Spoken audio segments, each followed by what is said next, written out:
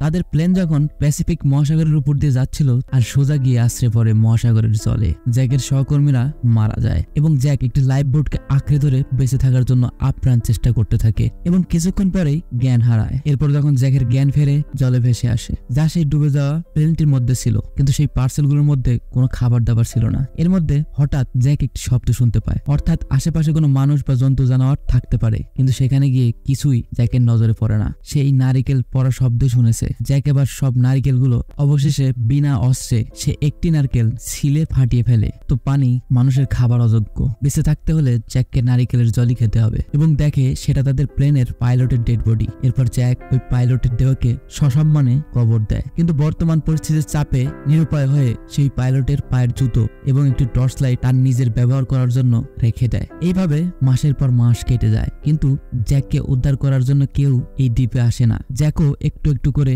একা বেঁচে থাকা এই দ্বীপে অনেকদিন পর সে এত খুশি এই প্রথমবার হলো। এরপর জ্যাক সেই পার্সেলের মধ্যে পাওয়া ফুটবলটাকে হাতে নেয় এবং দেখে যে ফুটবলটির ওপর তার রক্তমাখা হাতের ছাপ লেগে রয়েছে। জ্যাক সেই রক্তের ছাপের উপর নাক মুখ এঁকে একটি পুতুলের মতো বানিয়ে ফেলে এবং একাকিত্ব দূর করার জন্য সেই ফুটবলের সাথেই কথা বলতে শুরু করে। ফুটবলটা উইলসন কোম্পানির ছিল, তাই জ্যাক ওই ফুটবলটাকে উইলসন বলে ডাকতো। এতদিন পর এই নির্জন দ্বীপে জ্যাক এই ফুটবলটাকে তার সঙ্গী হিসাবে পায়। এইভাবে একটু একটু করে এই দ্বীপে জ্যাকের জীবনের 4টি বছর কেটে যায় এবং জ্যাককে দেখলে এখন সম্পূর্ণ একটি আদিম মানুষের মতো মনে হয়। আর সত্যি জ্যাক একজন আদিম মানুষের মতোই শিকারী হয়ে উঠেছে। 4 বছর ধরে অভ্যাস করার পর সে এখন সমুদ্রের কোনো মাছ দেখলেই অনেক সহজেই দূর থেকেই তা শিকার করতে পারে। একদিন জ্যাক যখন মাছ শিকার করে খাচ্ছিল, তখন সে হঠাৎ একটি তীব্র আওয়াজ শুনতে পায় এবং আওয়াজ লক্ষ্য করে সে এগিয়ে গিয়ে দেখে সেখানে একটি স্টিলের শীট পড়ে আছে এবং সেটা দেখে জ্যাকের মাথায় একটা আইডিয়া আসে। জ্যাক যতবারই বইটা পেয়ে সমুদ্র পাড়ি দেওয়ার চেষ্টা করেছে, ততবারই বড় বড় ঢেউ এসে জ্যাককে পাড়ের দিকে ঠেলে দিয়েছে। কিন্তু এবার সে ওই স্টিলের শীটটা দিয়ে